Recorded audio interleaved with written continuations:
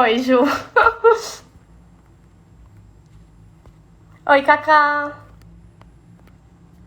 Oi, mãe. Oi, Isa.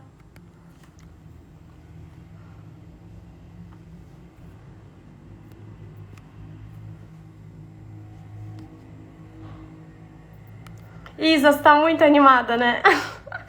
Gabi! Oi, Gabi, saudades. Oi, pai! Oi, Jupê.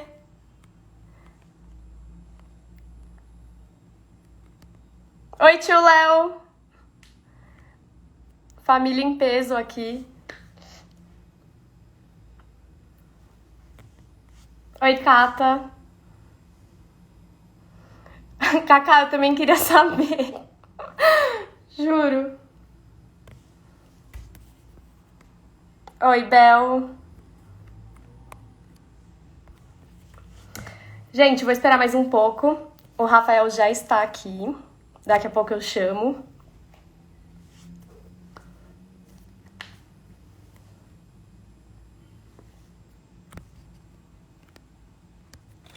Gente, vamos começar. Eu tô muito animada hoje. Eu vou conversar com o Rafael Gomes, que é cineasta e também diretor de teatro. Ele ganhou, inclusive, o Prêmio Shell de melhor diretor por um bonde chamado Desejo. E eu não conheço ele pessoalmente, mas acompanho o trabalho dele, então tô muito animada para perguntar. Tô aqui com o meu roteiro já. Várias perguntas, várias coisas, questionamentos que eu tenho para fazer. Então eu já vou chamar ele para não perder tempo. Deixa eu colocar aqui.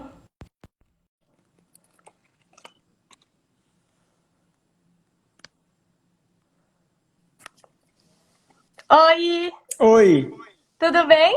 tudo e com você? Tudo bem? Só me ouvindo direito? Eu tô, e você também? Também. Tá. Rafael, várias coisas. Primeiro, eu queria agradecer muito por você estar aqui mesmo, assim, tipo, realmente é muito importante, assim, pra mim, eu tô muito agora no Tapa, assim, lá com eles, então é muito importante ter outras perspectivas, assim, sabe, sobre o teatro, sobre o que as pessoas estão pensando sobre teatro hoje no Brasil. Então, tô muito feliz de você estar aqui, por você ter aceitado conversar comigo. E, enfim, tenho várias perguntas. Queria começar perguntando como que começou assim, o seu interesse pelo teatro, ou se foi primeiro pelo cinema, como que começou a sua trajetória? Bom, é um prazer estar aqui, conversar. O Dirceu falou muito bem de você, eu acredito muito no Sério? Dirceu.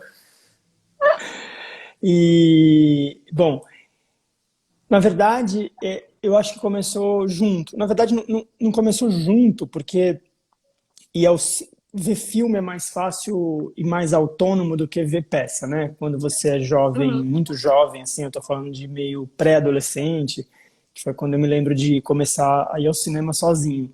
E que para mim foi uma grande libertação, assim. Isso não era tão simples para ver peças. E eu não morava em São Paulo, então eu morava numa cidade que é Santos, que nem sempre tinha peça para ver. Uhum. São coisas mais eventuais, assim, tem uma semana que tem uma produção, outra que tem outra, poucas coisas ficam em temporada, enfim. Então, o ato de ir ao teatro, ele aconteceu um pouco depois, por isso, assim, porque ele demandava uma logística que eu não podia fazer sozinho. Uhum.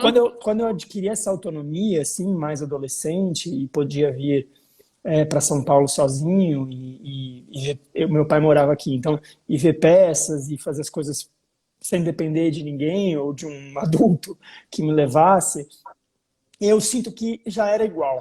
A minha vontade, a minha avidez em descobrir teatro era igual a de descobrir cinema. Tanto é que era isso que eu fazia quando eu era adolescente. Eu vinha para São Paulo, assistia 2 filmes à tarde e via uma peça à noite, aí no sábado. E no domingo fazia a mesma coisa e aí voltava Uhum. para Santos. Então,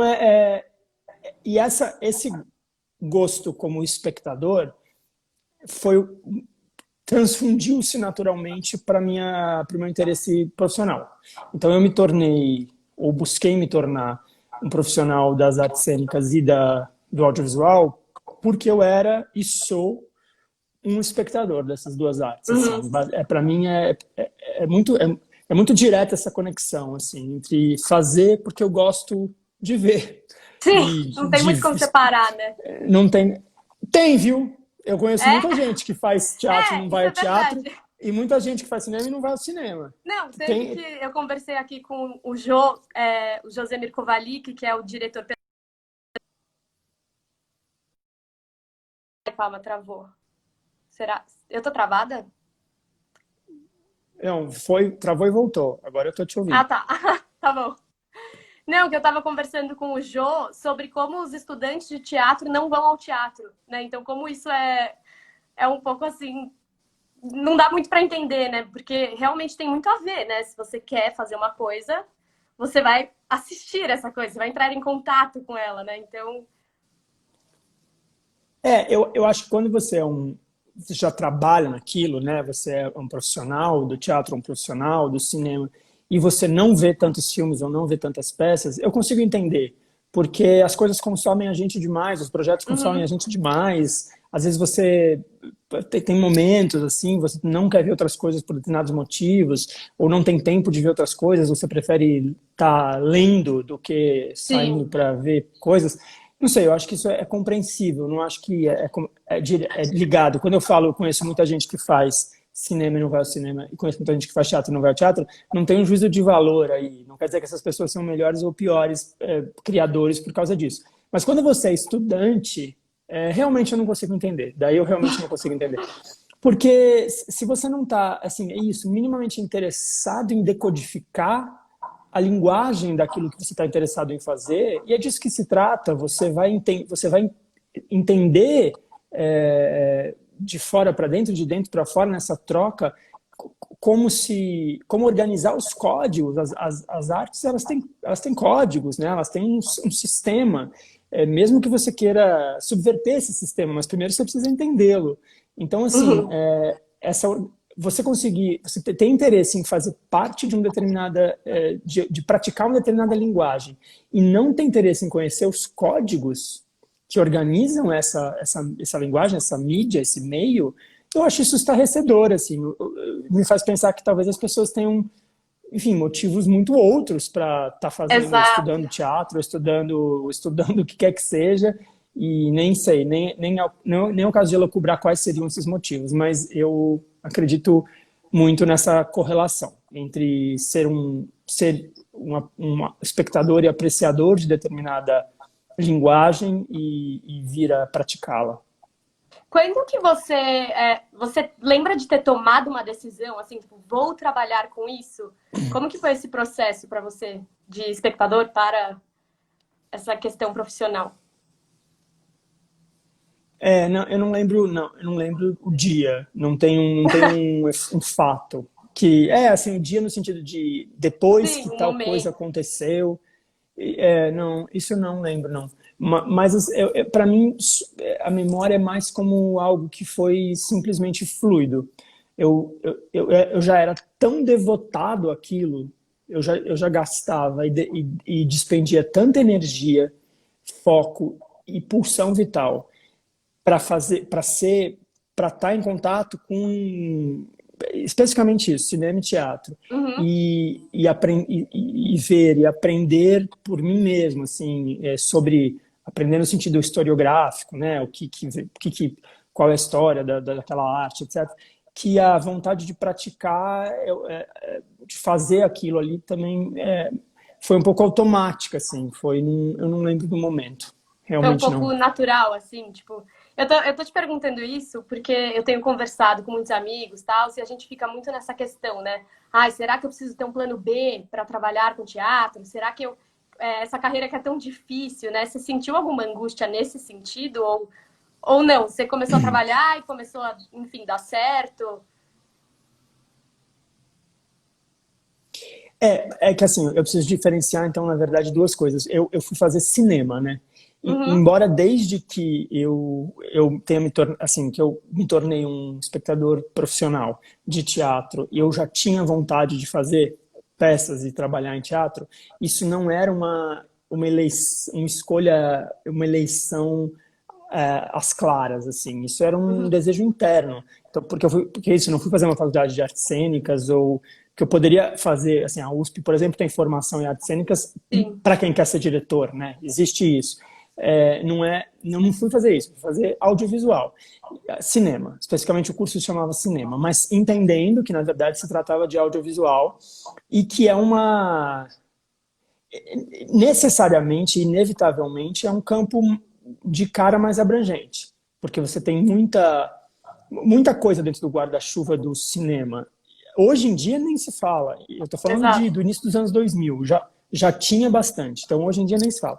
Então assim, mas ainda assim, no início dos anos 2000, já com o início da digitalização das coisas, da multiplicação das telas e enfim, dos canais e das coisas, eu tinha insegurança, de modo que eu até lembro de ter feito uma faculdade, prestado jornalismo em paralelo, e aí passado para a segunda fase de jornalismo e não ir fazer a prova, porque, não, mentira, eu fui fazer a prova, mas eu não estudei para fazer a prova, então eu fiz assim, Ah. fui só fazer, vamos ver o que acontece, só que aí era na USP, então eu não passei, na de jornalismo, e aí eu fiz cinema na FAP, então, na verdade, e aí quando depois de alguns anos de formado em cinema, já trabalhando justamente nessa abrangência, porque aí você fala, você vai fazer cinema, mas você vai fazer filme? Você vai ganhar dinheiro fazendo filme? Não, claro que não.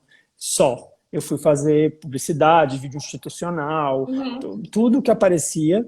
E aí, depois de alguns anos fazendo isso, é que eu fui, de fato, fazer uma peça, mas com esse resguardo de quem já tinha uma carreira também, entende? Então não deixa de ser parecido com essa ideia de dizer, você tem que ter um plano B. Eu já tinha. É que, na verdade, o teatro era o meu plano B de alguma maneira, querendo dizer o Uhum. seguinte, eu não precisava, naquele momento, ganhar dinheiro fazendo teatro. Eu podia fazer teatro porque eu queria e do jeito que eu queria. Eu estava ganhando dinheiro de outros jeitos. E durante muito tempo foi assim, na verdade. Eu comecei a encarar o teatro como algo que é também uma profissão que me contrata para uma coisa que não é pela qual eu não tenho que batalhar desde o primeiro minuto e que ela pode me pagar dinheiro mesmo, a ponto de ser uma subsistência completa, sem precisar de outras formas. Isso foi mais recente. Só que também é completamente instável. Eu não sei até quando isso vai durar. As pessoas podem te achar bacana agora e não te achar mais bacana daqui a Exato. 5 anos. Isso acontece muito. Então é isso, assim, mas eu acho que tudo depende do tamanho desse funil, né? Quando você fala, eu estou estudando para ser ator de teatro, a princípio, que nunca é só isso, porque se você se forma ator, Sim, você claro. estaria apto para ser ator em qualquer mídia. Mas que seja, assim, a minha paixão é o teatro, o que eu mais gosto de fazer é o teatro, quero. Puxa, eu diria, é bom ter um plano B, porque Não, é muito exato. difícil. Porque é muito difícil mesmo, tudo, não só o teatro. Então, assim, quanto mais abrangente for a sua possibilidade de atuação, melhor. Mas também isso é o meu testemunho, né? Tem gente que traçou um caminho numa coisa única e simplesmente deu certo, né? Entre aspas, porque dar certo é uma coisa muito relativa também. Mas querendo dizer, conseguiu construir uma carreira atrelada à própria subsistência, né? Sim, eu fiz um semestre de cinema na FAP. Assim que eu saí da escola, eu falei, eu quero fazer cinema. Eu já queria ser atriz, eu fazia o Wolf, mas eu queria fazer uma faculdade, falei, cinema. Aí quando eu entrei no cinema, eu fiz muitos amigos, eu comecei a ver que realmente não era a minha paixão, sabe? Assim, eu via eles falando das coisas de cinema, tal, dos filmes, e eu tipo, meu Deus, não, assim, aquilo não batia de uma forma. Aí eu falei, nossa, tipo, e comecei a ver como o cinema é tão difícil quanto o teatro, né? Como você realmente precisa gostar daquilo pra, enfim, pra dar certo, né? Como a gente tá falando, pra realmente se debruçar sobre aquilo e, enfim, trabalhar, conseguir coisas. E aí eu meio larguei, só que eu vou me formar em direito. É meio isso. Aí tem esse plano B, que não tem nada a ver com nada, mas de uma forma ou de outra dá uma segurança que eu acho assim, tudo hoje é muito difícil, né? Tipo, eu vejo meus amigos em direito também, é difícil, assim, nada. essa coisa do plano B, não sei se é um pouco antiga, assim, por um certo ponto, sabe? Tipo, eu vejo como toda a carreira hoje, você precisa estar muito mergulhado, tem que fazer mestrado, doutorado, tem que saber inglês. Inglês nem se fala, tem que saber uma terceira, quarta língua, né? Então, sei lá, eu sinto... Não sei, acho que é muito legal, sabe? Realmente, às vezes, só focar naquilo que é a sua escolha, sabe? Não ficar, sei lá, abrindo muito, tem essa opção, essa. Não sei. Na verdade, assim, se a gente pensar num raciocínio bem simplista, quanto mais coisas você fizer, quanto mais você se autopulverizar em termos de foco mesmo, menos chance você vai ter de ser muito bom em uma dessas Uhum. coisas.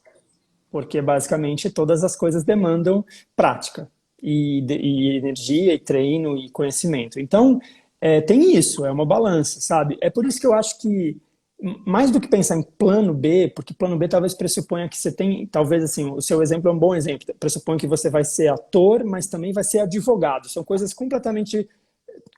Nada, quer dizer, eu completamente não sei, mas elas são divergentes. Eu acho que em Sim. muitos pontos elas podem convergir, mas elas são a princípio divergentes.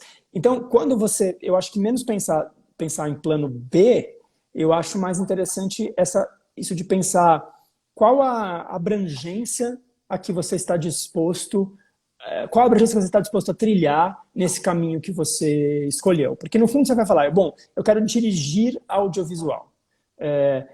Você pode estar... Bom, hoje em dia você pode estar falando de séries no formato de drama para um Uhum. streaming, séries cômicas para o YouTube. Você pode estar falando de filmes autorais, digamos assim, filmes comerciais. Você pode estar falando de comerciais de televisão, programas de televisão roteirizados, ficção, não roteirizados, documentários, quer dizer, documentários são roteirizados, mas não roteirizados no sentido reality shows e afins. Sim, sim.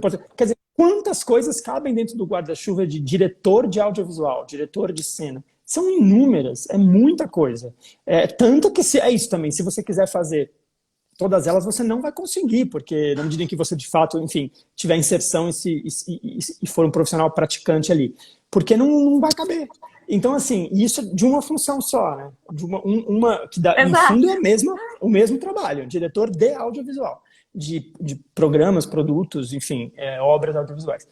Então, mas ao mesmo tempo é isso, é muito abrangente. É uma atividade muito abrangente, na medida em que ator também é. Ser ator é muito abrangente. Eu acho que a questão é dizer, não, eu vou ser ator só de teatro, me fechar aqui, talvez, no meu grupo, e não sei o que e tal. Isso tem uma beleza, uma potência criativa de pesquisa muito grande, mas Uhum. a balança a balança da subsistência, ela é sempre muito instável mesmo, né? Enfim, então é uma eterna luta, eu acho que em qualquer coisa. Exato. Eu queria te perguntar agora sobre o filme que, enfim, está aí. Lançou, quando que lançou exatamente? Dia Que eu... 20 de agosto ele ficou disponível nos streamings para aluguel, né? Faz 3 semanas. Uhum. E eu queria. Música pra Morrer de Amor, eu não falei o nome do filme, falei? Eu falei o filme, Não, é é isso mesmo. isso. Exato. Eu queria saber como que foi essa relação, já que foi inspirado na peça, né, que você tinha feito, como que foi essa passagem para o audiovisual, e queria um pouco que você falasse da temática do filme, como, enfim, para as pessoas poderem saber um pouco mais. É isso, o filme chama Música para Morrer de Amor, né? A gente falou e não falou. Ele é um filme sobre amores juvenis, sobre ter um coração juvenil, não importa em que idade. Na verdade, ele é muito. Ele acompanha a trama amorosa de 3 jovens, assim, em diferentes estágios do sentimento amoroso, mas, acima de tudo, a trama do filme, assim, a sinopse do filme, para mim, passa por essa noção de que o filme é sobre a nossa educação sentimental. Então, assim, é sobre como a gente, na verdade, se reconhece, se entende, se traduz, se espelha, se forma, se organiza através das referências com as quais a gente se relaciona ao longo da vida. Notavelmente, a música, claro, que está no título, mas não só. Tem teatro, tem cinema, tem série, tem citação, texto, poesia, livro, peça, tudo é um grande caldeirão onde esses ingredientes vão sendo encorpados e nos dando contorno, nos dando organização e nos dando recheio também, muitas vezes. Então, eu acho que o filme é principalmente sobre isso, mas a trama em si é sobre esses amores fervilhantes e derramados e desavergonhados e que não têm medo de dizer o próprio nome, no sentido da intensidade e até do que a gente pode, de uma sentimentalidade exacerbada que pode até ser vista como sentimentalismo ou como cafona ou como brega, e é isso tudo também, e é sobre ser isso tudo também. Então essa é a trama. Você perguntou isso? Você perguntou dessa transposição. Esse filme é adaptado de uma peça chamada Música para Cortar os Pulsos, feita em 2010, estreada em 2010. E, na verdade, quando eu fiz a peça, como eu falei aqui, eu tinha uma trajetória audiovisual até então, a ideia e a vontade de que aquilo fosse um filme já existia. Então, dá para pensar numa semente que de imediato gerou duas plantas complementares, ou dois caules de uma mesma planta, mas o filme não esteve em processo desde então. Foi feito a partir da vontade de abordar aquele assunto, foi feito um texto teatral encenado e que foi para o tamanho que tinha, assim, a peça, ela deu muito certo e foi muito sucesso, no sentido de ser cada vez mais vista e demandada. Então as temporadas se sucediam, as viagens se sucediam, a demanda para que a peça continuasse se apresentando, e isso foi fomentando durante todos os anos, os 3 anos que a peça esteve ativa, isso foi fomentando a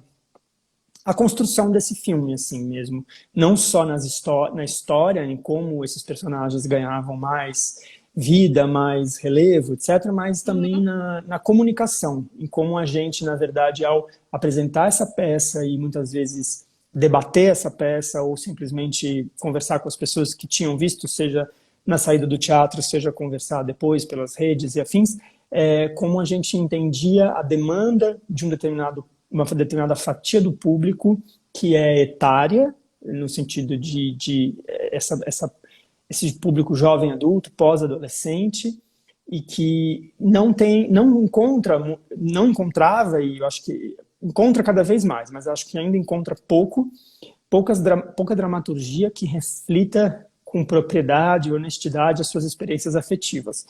Isso pensando principalmente na produção brasileira.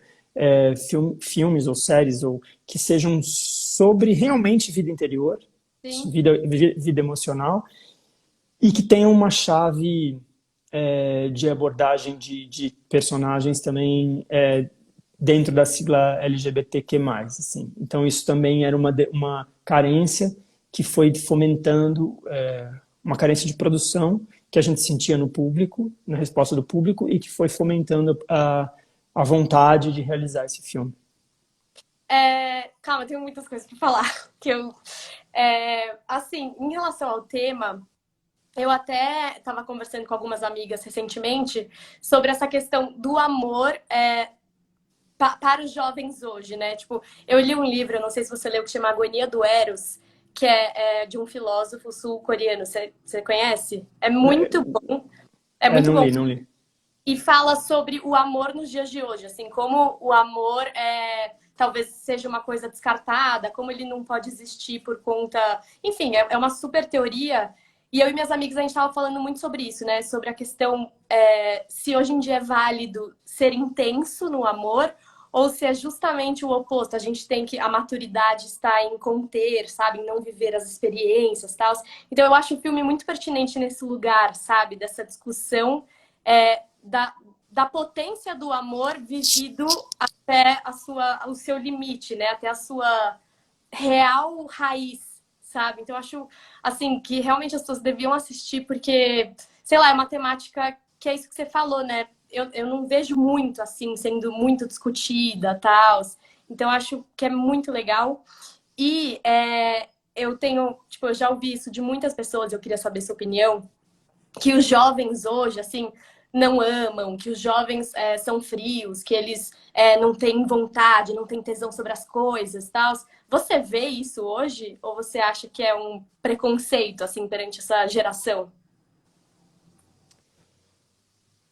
Nossa, que difícil essa pergunta. É que é difícil, eu acho que começa a dar uma dificuldade de delimitar o que, que a gente está chamando de os jovens. Porque até outro dia eu me achava jovem e já não era, e me achava. Porque você olha assim para trás e aí você vê, começa a ter amigos 10 anos mais novos que você, assim como você às vezes tem 10 anos mais velhos que você, ou mais. Mas eu digo assim, no meu caso específico, eu tinha essa sensação até pouco tempo. Olhava assim, amigos de 10 anos menos e parecia tudo a mesma coisa. Na verdade, falava, é como se eu falava, a nossa idade. Aí você fala, não tem a nossa idade. Ele tem 10 anos a menos do que eu. É outra idade, outro momento, outra geração. É isso, outras referências, outro tipo de desenvolvimento emocional a partir Uhum. de outra relação com o mundo. Então, quando você me faz essa pergunta, eu penso de quem a gente está falando, de quem hoje é adolescente, tem, sei lá, 15, 16 anos, a partir daí, e está de fato começando a experimentar e praticar uma vida afetiva, uma vida emocional, uma vida de relacionamento. Eu tenho pouco contato com pessoas dessa idade hoje em dia, porque assim, eu tinha vários primos mais novos, primos e primas, que já têm quase todos já têm mais de 20, assim. Então, Uhum. adolescente mesmo, eu tenho poucas contato direto, assim. Eu ouço, às vezes, irmãos, ouço amigas e amigos falando de irmãos e irmãs e tal, e determinadas coisas, e a gente sempre caindo, né, um pouco nesse lugar, assim, de nossa, a gente tá velho, porque ó, essa geração já tá fazendo as coisas assim e tal. Agora, se for pensar uma geração de 20 ainda, 20 e poucos, 20 e muitos, que já não tá tão distante de mim, que são essas pessoas que eu falei que há pouco tempo eu olhava e parecia que a gente estava junto na mesma festa, porque a gente estava mesmo na mesma festa, e aí parece que você está na mesma festa no sentido figurado também. A gente está junto no mesmo cesto etário. Eu acho difícil generalizar. A verdade é essa, assim, porque eu sinto que isso depende de tantas coisas, assim. Eu estou inserido num contexto socioeconômico, cultural específico. Então, no meu contexto socioeconômico, cultural específico, de onde a maior parte das pessoas, que é um pouco das pessoas que também circulam Uhum. por, por, pela criação artística, né, os trabalhos que a gente faz e tal, essas pessoas, a enorme maioria delas, criadas em colégios construtivistas, de pensamento progressista, liberal, que sempre fomentaram o desenvolvimento de sensibilidade, vida interior, espírito crítico dentro de uma inteligência emocional. Essas pessoas eu não acho que se reprimem e se eximem e se defendem dos sentimentos. Eu sinto que essas pessoas, por exemplo, são as que estão no filme que eu dirigi. Um pouco um certo habitat onde eu transito. E não e eu veementemente não generalizo. Eu sei Uhum. que essas pessoas nesse lugar, com esse tipo de vida emocional, não sintetizam o mundo, não sintetizam sequer essa cidade, quanto mais esse país, quanto mais o mundo, assim. Mas enfim, é uma experiência, é um recorte. Então, eu, pessoalmente, convivo mais com pessoas que têm esse recorte de experiência do que com pessoas que estão o tempo inteiro se defendendo da emoção e do envolvimento portanto, se tornam mais frias, não sei, Uhum. menos entregues e tal. Mas essa é a minha experiência. Então é muito difícil, difícil para mim responder a pergunta. Agora, acho sim que, por outro lado, nos últimos 10 anos, desde que eu fiz, por exemplo, a peça e vinha fazer o filme, lançar o filme agora, a gente pôde experimentar uma explosão dos meios digitais Sim. como mediador das relações. Bom, exatamente isso que a Livro gente está Paulo. fazendo aqui agora, Uhum. como mediador das relações, que criam muitas vezes uma sensação, para não dizer ilusão, de preenchimento e companhia e contato, que em algum momento isso bate com o nariz na parede. Porque não é verdade. É Exato. verdade até certo ponto, né? Assim, sim, é muito bom poder estar em contato com as pessoas que você na vida real não estaria encontrando, não estaria falando se não fosse o telefone. Mas, assim, ao mesmo tempo, quando a gente começa a se suprir só disso, ou muito disso, e se defende do contato humano, porque essa dopamina parece que dá a satisfação que a gente precisa, eu acho que uma hora as pessoas percebem que tem uma secura ali que precisa ser preenchida com um contato humano verdadeiro mesmo. E aí isso, em última instância, diz respeito às relações mesmo. A gente se defender tanto, tá tão habituado em estar em controle da comunicação, da mediação, do aplicativo, falo, não falo, que foto eu ponho, que autoimagem Eu respondo, né? que narrativa eu coloco para o mundo, porque é sobre autonarrativização, é sobre se narrar permanentemente, com a selfie ou sem a selfie. A não selfie é uma narrativa. Enfim, então, é o tempo inteiro tão em controle da sua autonarrativa que você também fica potencialmente cada vez mais inseguro e defendido de se abrir para um contato humano, de ser vulnerável, de ser frágil, de se expor e de se machucar. Mas, cara, você só aprende, você só cresce com a dor, você só cresce com a dor. Essa frase é tão simples, tão clichê e tão verdadeira, só os clichês são verdade, no fim das contas, entende? É um pouco isso. Então, a gente tem que se ferrar para poder isso, crescer e tal. Enfim, aí já desviei um pouco da pergunta, mas é mais ou menos isso que eu diria. Nossa, é que você falou um ponto que pra mim, juro, todas as minhas perguntas aqui, tipo, real, caem muito nesse ponto. Que é essa questão de generalizar as novas gerações. Tipo, real, eu fiz assim, eu acho que eu já fiz mais de 20 lives e é a primeira vez que eu meio caio na real nesse sentido. Porque eu tenho muito falado aqui, quero fazer esse Instagram para aproximar os jovens, as novas gerações. Mas assim, isso é uma generalização que talvez não leve a nenhum lugar, né? Porque eu não foco, eu não penso para quem eu estou falando, quem eu quero atingir.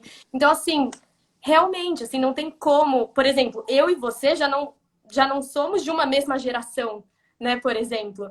Então, é muito. E hoje em dia eu sinto isso, né? Que a gente coloca tudo no mesmo cesto, como você disse. Assim, eu diria para você, nossa geração, só que não é, né?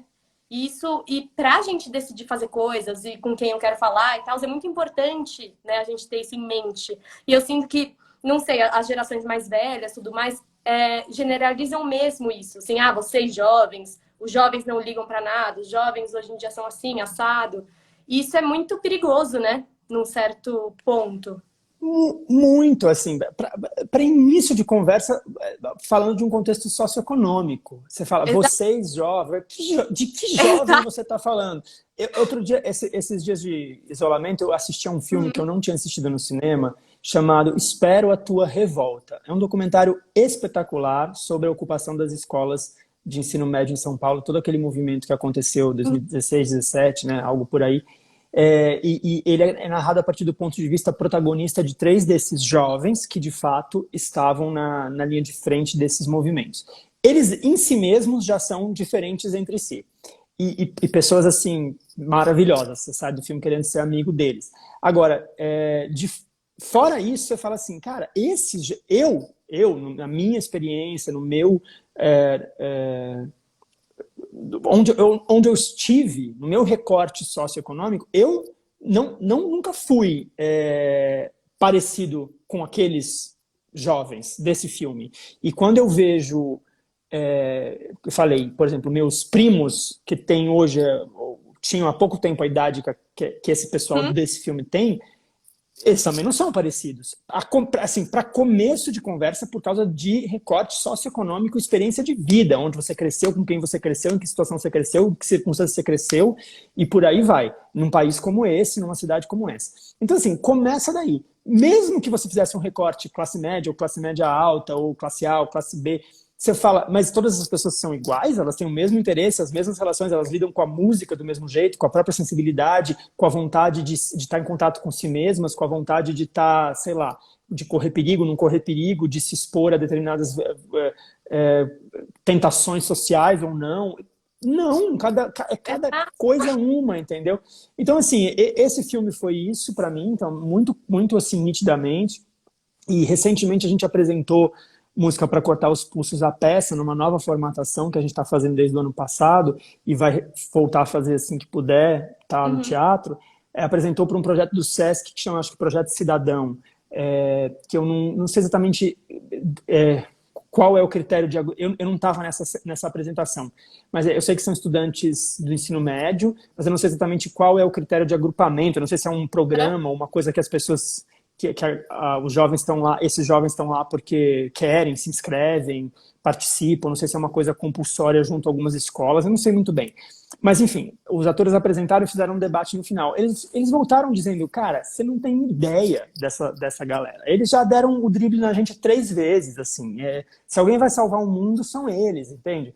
Em termos disso, de articulação, de inteligência emocional, de abertura para a experiência, de como consegue pensar, refletir, se auto-pensar, se auto-ver. E aí você fala, tá todo mundo lá com o nariz enfiado no celular, alienado. Não, não é verdade, entende? Meu Deus, sim. Nossa, Eu acho que é vou ter isso. que pensar muitas coisas, porque o Dirceu até falou que esse é o grande problema aqui, que ele entrou. E é muito, tipo, assim, é muito. A próxima pergunta que eu ia te fazer, que eu vou colocar aqui, tipo, de qualquer forma, mas é justamente essa, né? Assim, que hoje em dia também as pessoas sempre falam, os jovens são alienados, os jovens não conhecem literatura, os jovens não assistem cinema. Você acha que, de fato, existe isso, assim, os jovens, que jovens, né, agora, mas você acha que, sei lá, essas novas gerações, entre os 20 e poucos anos, não tem esse interesse? Você sente isso? Então, vou dar um outro exemplo pessoal para tentar, por amostragem, chegar a algum lugar. Exato. Há 12 anos eu fiz uma série de TV chamada Tudo que é Sólido Pode Derreter. É uma série sobre literatura. Ela foi feita com o intuito de despertar a mente dos jovens, os jovens, essa massa de pessoas sem rosto, para a literatura através da televisão, de um programa de televisão, de uma dramaturgia seriada. Bom, faz 12 anos, na época foi muito legal o lançamento e tal, mas era TV Cultura, ainda numa lógica de TV linear, não tinha streaming, né? Então, assim. E hoje em dia essa série está no YouTube. Todos os episódios estão lá, para quem quiser ver. Aí você pensa assim, mas tem lá milhões de visualizações? Não, não tem. Tem 30, 50, 60 mil, depende do episódio. Quem será que está vendo isso? Será que estão vendo? Aí a Mayara Constantino, protagonista dessa série, assim como do longa Música para Morrer de Amor, essas últimas 2 semanas começou a encaminhar para a gente, no nosso grupo, um monte de tweet do terceirão. Terceirão é o terceiro colegial de alguma escola, que eu agora não me lembro o nome, que os alunos dessa escola assistiram, justamente o professor, no período de quarentena, passou de lição eles verem os episódios, já que não estava tendo aula presencial e tal. E a galera descobriu a Mayara no Twitter, ficou louca e aí ficou meio nessa espiral de a Teresa, que é o nome da personagem, não sei o que tal. Aí, bom, encurtando a história, chegou no ponto deles gravarem um vídeo pra Mayara, contando a experiência deles com a série. É inacreditável. É inacreditável. Porque todos, cada um da sua maneira, dão um testemunho mais ou menos. A série me despertou para a literatura. Porque aí o professor falou, conte a sua relação com a série e indique para a Teresa um livro que você goste. E aí os depoimentos são incríveis. É meio isso, assim, você fala, essas pessoas, são dessas pessoas que a gente está falando quando a gente fala que os jovens não gostam de ler ou não estão interessados. Ninguém nasce gostando de ler, mas enfim, que não estão interessados em descobrir a leitura ou o texto ou a literatura e tal. Bom, a Mayara chorava, tal, mandou chorando, porque é muito emocionante mesmo ver, constatar que muitas vezes basta o empurrão para que as pessoas descubram e, enfim, se interessem e tal. Em paralelo, então assim, então eu acho que já começa que não sei se dá para dizer que jovem não está interessado em livros e tal. O que eu acho que dá para dizer tem muita distração. tem Uhum. muita opção, porque é muita coisa. A quantidade de estímulos que a gente tem audiovisuais hoje, comparado ao que eu tinha quando eu tinha 15 anos, eu lembro assim, da implementação da TV a cabo, veja bem. Eram canais abertos e aí começou a ter os canais a cabo. Então, assim, né, nem se compara. Então, assim, quando você pensa na quantidade de estímulos e possibilidades em todos os níveis, sem falar do Instagram, das redes sociais, do Facebook, não sei, Facebook não, os jovens nem usam mais, o TikTok, o sei lá o que, não sei o que, realmente a disputa por atenção é enorme. Mas, assim, ao mesmo tempo, eu acho que isso está criando uma geração, agora fazendo pedindo desculpas pela generalização, está criando uma geração com o olhar e com a atenção muito mais aguçadas, no seguinte sentido, ela está o tempo inteiro buscando novidades. A Uhum. avidez de descoberta talvez nunca tenha sido tão ávida. Isso tem um contraponto, que é dizer, mas aí não consegue se concentrar por 2 horas para assistir um filme, porque fica no celular, ou não consegue se concentrar para ler. Sim, tem um contraponto, isso tem um contraponto. Mas eu acho que a gente tem que olhar por um lado, sei lá, positivo disso, que é essa vontade de descoberta. E ao mesmo tempo você fala assim, com esses jovens todos conectados nos seus celulares e na sua Netflix, que é um básico. A Netflix hoje só pensa em produzir séries para uma faixa etária adolescente, inclusive de classe A, B e C, não tem uma coisa elitista mais ali dentro da lógica de programação deles. Netflix Brasil, né? Então, assim, você fala, essa galera que tá louca por série, consumindo Netflix, como assim elas não estão interessadas em ver filme? Eles estão vendo filme. As séries, determinadas séries, hoje em dia, são uma forma de arte, de articulação, de ideia, pensamento, narrativa, linguagem, tão poderosa quanto os grandes filmes da minha adolescência, ou enfim, ou da idade adulta.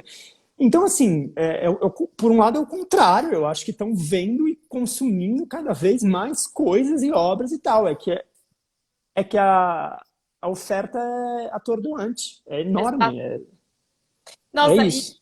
e eu criei aqui o Instagram, tipo, quero que meus amigos assistam teatro, vou aproximar os jovens e tal.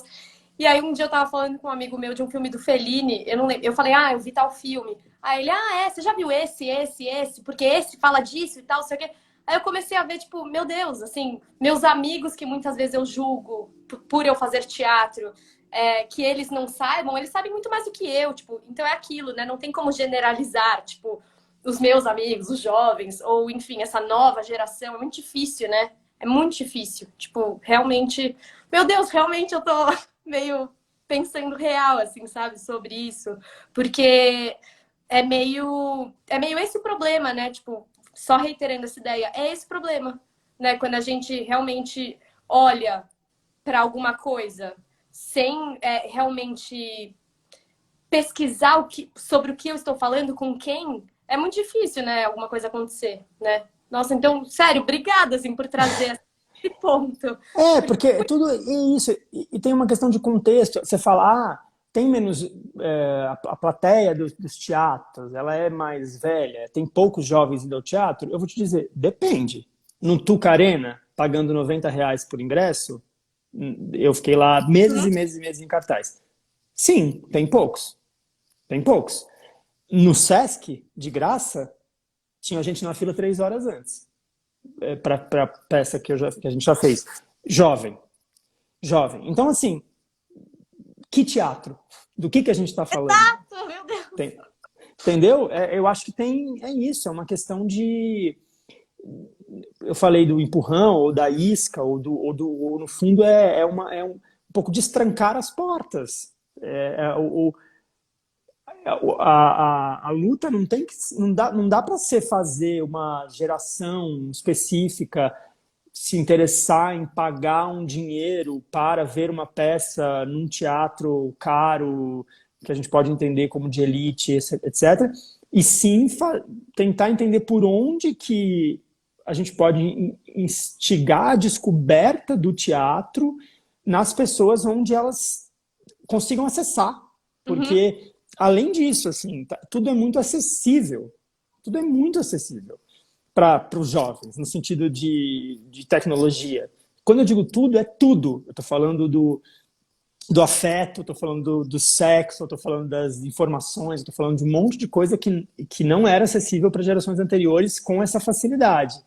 Sim. Tudo é acessível. Então, as artes presenciais, que tem a ver de um outro jeito com aquilo que a gente falou sobre, que eu falei sobre o encontro, sobre você se suprir no digital e daí se defender do encontro. As artes presenciais, elas demandam outra força, outro impulso, outra organização. Ela não está tão acessível. Você tem que ir de fato até ela, ou ela tem que estar perto de você, enfim. Uhum. Então é isso. Eu acho que é uma questão sobre o debate sobre formas de acesso, como disse aqui o André comentando.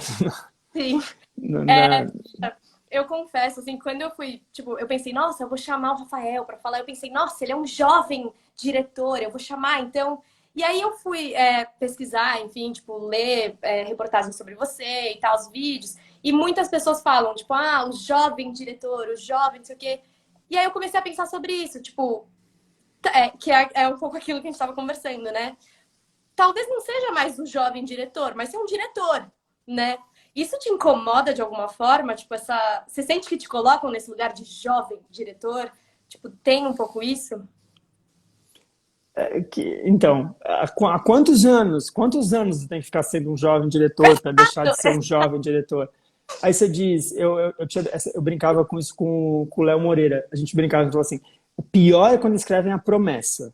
Porque você fala, que promessa? Promessa de quê? E aí, quando param de falar a promessa, significa que você cumpriu a promessa ou que você não cumpriu a promessa? Que promessa é essa? É, eu acho que quando eu comecei a fazer teatro há 10 anos, eu era um jovem diretor, talvez, assim, não tem tantas pessoas que 26 anos eu tinha na época, 26 para 27, Uhum. fazendo peças que alcancem um certo destaque, etc. Sei lá, como a primeira peça que eu fiz alcançou naquela ocasião. Agora, depois, é isso. Eu acho que a lógica é sempre comparativa, entende? Assim, Uhum. dizer. Quem hoje vai dizer, o jovem diretor, está dizendo isso comparando com o quê? Sei lá, o tamanho das produções que eu estou dirigindo, as outras pessoas dirigindo esse tamanho de produção são todas mais velhas, tem uma faixa etária média muito maior do que a minha, então assim, nada vai dizer o jovem diretor, mas eu acho que de qualquer maneira é isso, não tem, para mim não tem mais sentido nenhum, que jovem, tem quase 40 anos, que jovem aonde, entendeu? É, não, tudo bem, se você pensar que o Manuel de Oliveira filmou até o 103, talvez eu seja um jovem diretor de cinema mesmo, nessa comparação.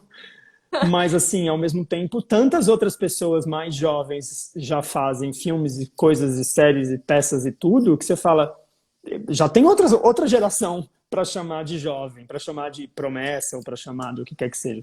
Então, não sou mais um jovem diretor, acho que não sou. Nossa, exato, tipo, e acho que muitas pessoas falam assim, dessa infantilização, né, hoje dos adultos e tal. Eu acho que tem um pouco a ver com isso, assim, tipo, meio tem esse nome, né, tipo, essa imagem do jovem diretor, só que por exemplo, os diretores mais velhos hoje, com a sua idade, será que eles eram chamados de jovens diretores? Eu não, sei lá, não sei se isso é alguma coisa de agora, assim, essa imagem dos jovens, tal, ou se realmente sempre é assim, enfim. Mas é muito legal isso, né? Tipo, realmente, de que perspectiva eu tô falando, né? Acho que de tudo, assim, acho que é a tese da nossa live. Tipo, qual é a minha perspectiva para falar sobre o outro, né? Tipo, em todos os assuntos. Sim, sim, exatamente, exatamente. A gente tem 10 minutos e eu queria ainda te perguntar duas coisas, rapidinho. Primeiro, assim, eu ouço muitas pessoas falando que o teatro hoje, e até conversando aqui nas lives, que o teatro hoje tá passando por uma fase difícil, que o teatro brasileiro não é bom. Você acha isso? Que o teatro tá passando por uma fase complicada? Como você vê isso? é a mesma coisa. Eu ouço isso há 30 anos, desde que eu comecei ao teatro. Mentira, eu não comecei ao teatro há 30 anos. Mas assim, há 20, mais que 20, o teatro está sempre passando por uma fase complicada, porque o teatro é um ato de resistência no mundo, no capitalismo mercantilista, globalizado, entende? E num mundo cada vez mais digitalizado, hiperconectado e hiperindividualista, tudo isso que a gente falou também, o teatro está o tempo inteiro, o teatro está permanentemente em crise. E não vai mudar. Não vai mudar. Assim, você sempre vai ter o teatro industrialmente produzido, que basicamente assim, os maiores expoentes disso são a Broadway nova-iorquina e os teatros londrinos, assim, e um pouco como isso se espalha a partir desse centro para a cultura teatral norte-americana e do Reino Unido como um todo.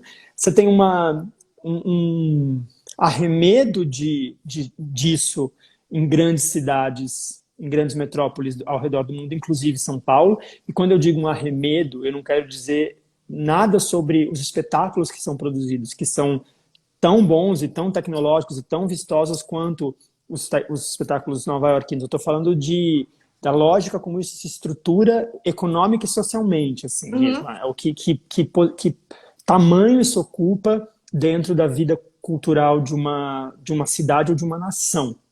Não tem como comparar a quantidade de pessoas que vão ao teatro no Brasil com a quantidade de pessoas que vão ao teatro na Inglaterra, ainda mais se você pensar nos tamanhos dos países e tal. Enfim, não tem. Sim. Então, nesse sentido que eu uso a palavra arremedo.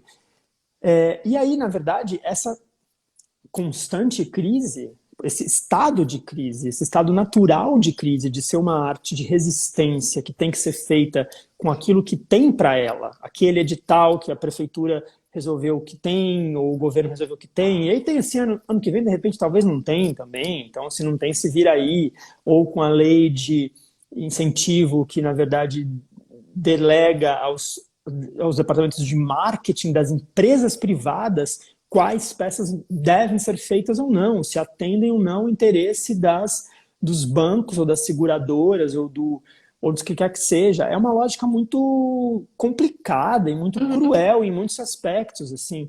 Então, isso instaura um constante estado de incerteza mesmo da permanência. Então, nesse sentido também que eu uso a palavra arremedo, quer dizer, tudo está apoiado em bases muito instáveis, você não tem nenhuma constância. Isso eu não estou nem falando de pandemia, tá? Isso eu estou falando até então.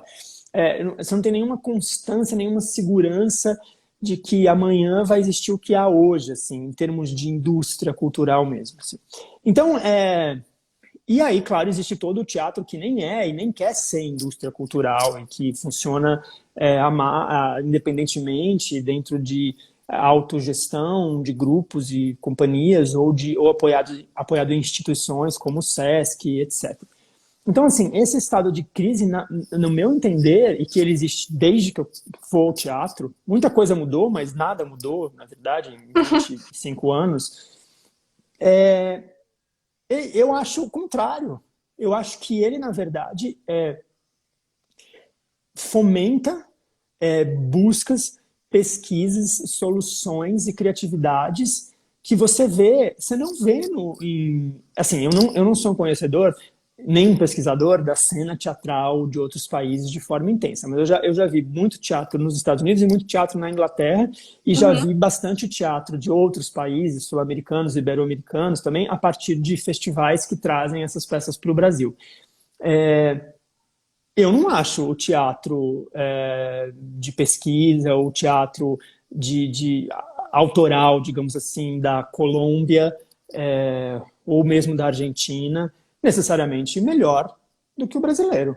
E é claro que a gente está falando também, assim, você pega uma peça argentina, uma peça colombiana, uma peça chilena que vem para São Paulo num festival, aquilo ali tem uma curadoria. Provavelmente aquilo ali é o que alguém julgou que é o melhor de uma produção. Embaixo dela existem outras 150 que você não viu e que tem outras qualidades e outras estéticas. Mas se a gente pegar também que dentro das nossas 100, 150, 200 peças produzidas por ano no teatro paulistano, fora o resto do país inteiro, eu estou falando da perspectiva do contexto paulistano, não tem 5 grandes peças que em sua inventividade, em sua riqueza cênica, em sua linguagem, em sua, seja lá o que for, são tão boas quanto essas peças latino-americanas e ibero-americanas que a gente vê nos festivais, ou tão boas quanto as peças feitas em teatros independentes de Nova York e de Londres, são melhores.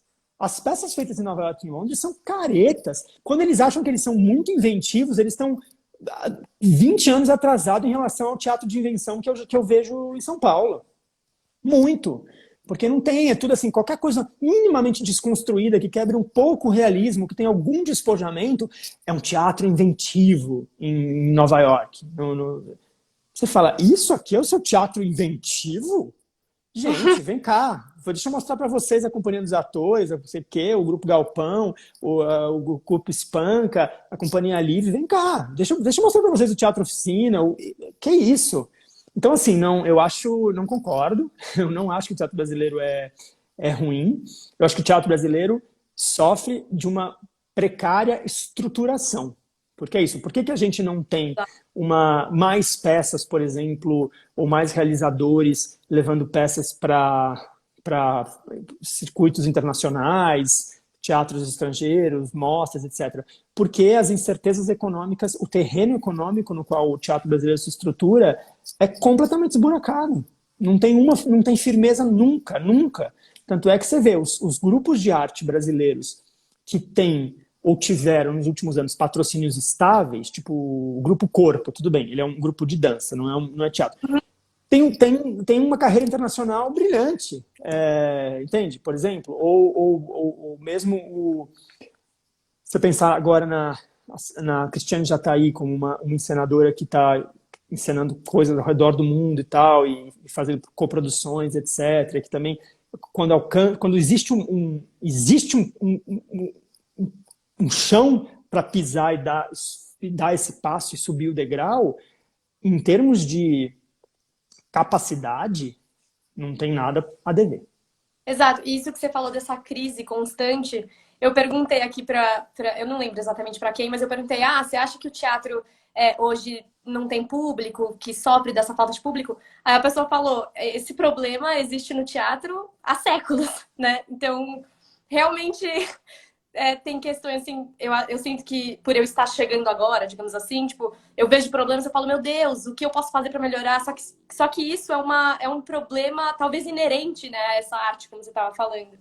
Então, sei lá, realmente é de uma perspectiva, né, esse olhar. Quando você deixa de ter o teatro como ele deixa de ocupar um determinado espaço de entretenimento para a grande população, porque a TV ocupa esse espaço, porque primeiro o cinema, depois a TV ocupa esse espaço, etc. Só para... Enfim, quando muda quando o paradigma se realoca, é isso. Aí agora o teatro ocupa um espaço. Ele não vai voltar a ocupar o espaço que ele ocupava nos anos 50. Isso não tem nunca mais. Isso não vai existir.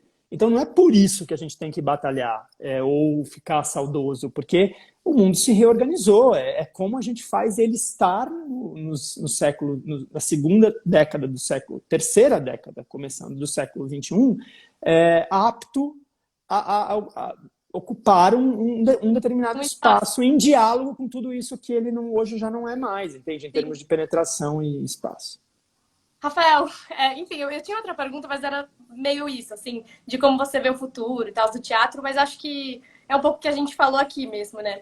E é isso, eu queria te agradecer muito, muito, muito por trazer essas outras perspectivas. Eu, real, tô pensando aqui sobre isso e, enfim, é muito importante mesmo, foi muito importante para mim. Obrigada, viu? Eu que agradeço. Eu vejo, em uma palavra, o futuro do teatro como uma experiência. Ele tem uma capacidade de proporcionar uma experiência que a Netflix nunca vai ter, e nem nenhuma outra forma de arte. Então, quando as pessoas entenderem... Não adianta ficar querendo recriar o realismo da série de TV e fazer uma coisa comportada. Isso ninguém vai querer ver. Agora, a experiência de como isso se funde com outras coisas, etc., ou imersivas, não imersivas, assim, assado, tudo isso eu acho que é o grande... o futuro. Obrigada. Beijo. Imagina, vai acabar aqui, vai cortar em 15 segundos. Beijos, obrigada. Tá bom, beijo. Valeu. Valeu.